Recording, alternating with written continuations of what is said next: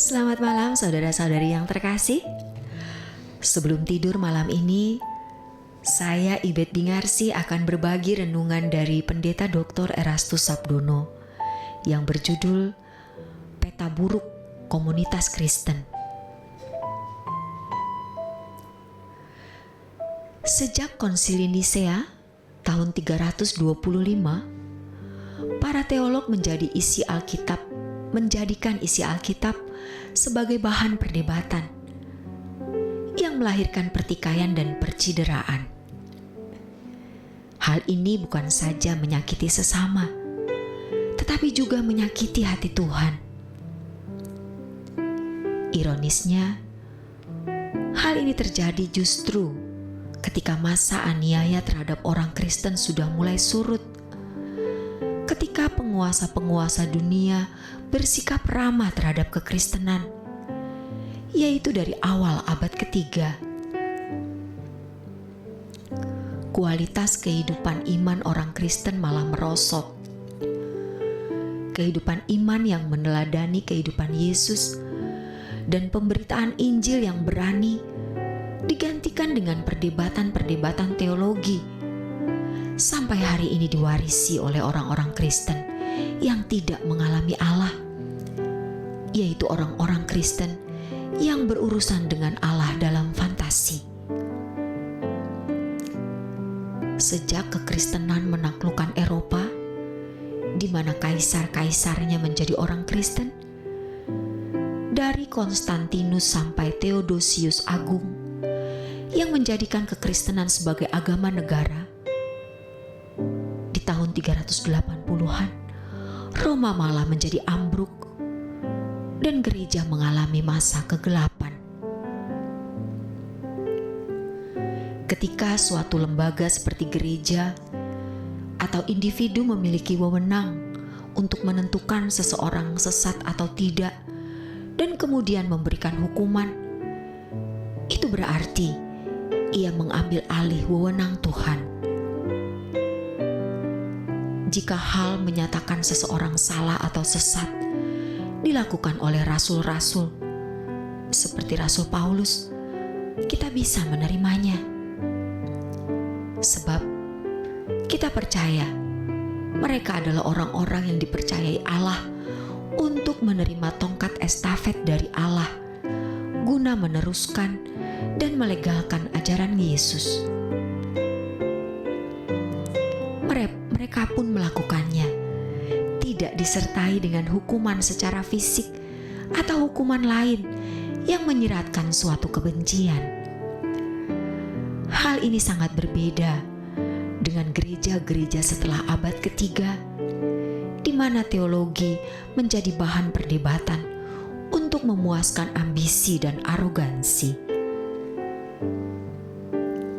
Hari ini, teologi juga menjadi komoditas untuk menjadikan seseorang memiliki prestise di kalangan orang beragama, khususnya pada kalangan akademisi di seminari atau sekolah tinggi teologi. Dengan hal ini, tidak heran kalau teologi juga menjadi komoditas guna memperoleh uang semata-mata. Panggilan sebagai teolog sebenarnya sangat luar biasa, di mana seorang teolog bisa menjadi juru bicara Allah untuk memberi keterangan tentang Allah dan bagaimana membangun hubungan dengan Allah. Tetapi, kalau hanya menjadi sarana untuk memperoleh uang, harga diri, dan jabatan di lingkungan komunitas Kristen, baik di gereja, yayasan Kristen, lembaga Kristen, dan seminari atau sekolah tinggi teologi, berarti sebuah pengkhianatan terhadap Allah. Tidaklah salah kalau seseorang yang dipanggil Tuhan untuk menjadi pengajar atau pengkhotbah dengan pengetahuan teologi mendapatkan nafkah dari panggilannya, tetapi bukan karena nafkah tersebut ia berteologi.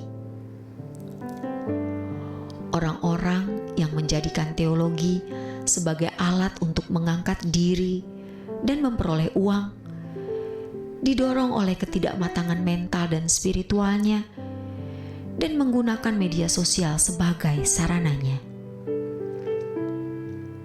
Mereka mengisi media sosial dengan perkataan-perkataan tajam untuk menyerang gereja lain dan individu lain, dan sebisanya yang diserang adalah mereka yang sudah memiliki popularitas demi memperoleh perhatian netizen dan sekaligus memperoleh uang. Tentu, alasan mereka melakukan hal itu adalah untuk meluruskan ajaran. Untuk itu, mereka menilai pandangan orang lain dan tidak segan-segan mengomentarinya dengan tuduhan sesat. Perilaku mereka menunjukkan bahwa mereka tidak bermartabat sebagai teolog yang santun, yang kemudian memancing dan memicu orang lain melakukan hal yang sama. Sebagai akibatnya, kepercayaan jemaat kepada gereja dan jabatan pendeta menjadi rusak. Alkitab dari hal ini pasti ada yang menjadi korban. Akibat dari hal ini pasti ada yang menjadi korban. Satu aspek, munculnya orang-orang yang suka menyerang ajaran orang lain bisa bernada positif, yaitu ketika pendeta-pendeta yang tidak mengajarkan kebenaran ditelanjangi. Tetapi aspek yang lain bisa juga terjadi penghakiman dan tuduhan yang menyesatkan terhadap pendeta-pendeta yang mengajarkan kebenaran. Orang-orang yang suka menghakimi orang lain di media sosial terkait dengan pengajaran menjadi lepas kendali. Mereka membabi buta, menyerang siapa saja yang bisa diserangnya. Biasanya mereka mencari celah untuk menyerang siapapun tanpa sikap teliti dan selektif. Mereka tidak mempercayakan hal tersebut di hadapan Allah. Mereka tidak memperkarakan hal tersebut di hadapan Allah, sehingga sangat bisa terjadi. Mereka malah menyerang dan melawan orang-orang benar yang sedang dipakai Allah pada zaman ini sebagai hamba Tuhan yang benar. Sementara itu, mereka suka menyerang orang lain. Hampir semua adalah orang-orang yang tidak atau kurang berprestasi dalam pelayanan. Mereka adalah orang yang pada umumnya memiliki pendidikan teologi, tetapi tidak menemukan perjumpaan dengan Allah. Mereka yang suka menyerang adalah haters yang biasanya tidak memiliki karya-karya nyata, kecuali dengan berani menilai dan menghakimi orang lain secara semena-mena untuk berbagai keuntungan pribadi, minimal untuk kepuasan diri. Dari tulisan dan perkataan mereka, tampak bahwa mereka belum dewasa mental dan spiritual.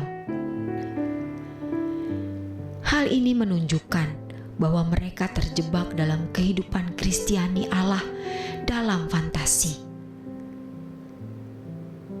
Hal ini menunjukkan bahwa mereka terjebak dalam kehidupan Kristiani Allah dalam fantasi. Allah yang dinalar, bukan dialami. Jika dibandingkan dengan agama lain, jarang kita temukan, walaupun tentu saja ada, teolog-teolog agama lain melakukan perdebatan seperti yang ada di kalangan Kristen. Hampir tidak kita temukan mereka saling menuduh dengan tuduhan sesat terhadap sesama teolog mereka. Hal ini sungguh-sungguh menjadi peta yang buruk dalam komunitas Kristen. Merupakan peta yang buruk dalam komunitas Kristen ketika kita temukan adanya orang-orang yang suka menghakimi orang lain di media sosial terkait dengan pengajaran di mana mereka menjadi lepas kendali dan secara membabi buta menyerang siapa saja yang bisa diserangnya. Demikianlah renungan malam kali ini. Kiranya renungan ini memberi pencerahan bagi kita semua. Selamat beristirahat dalam berkat Tuhan.